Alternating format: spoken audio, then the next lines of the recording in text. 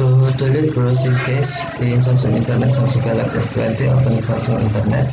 If you use the phone tip, you can open Samsung Internet from home screen, tap Samsung Internet icon, or from app screen, swipe upward and home screen to access the app screen, and then tap Samsung folder, select Internet, and then tap more menu, select settings, tap privacy and security, and then tap delete browsing data, check yes,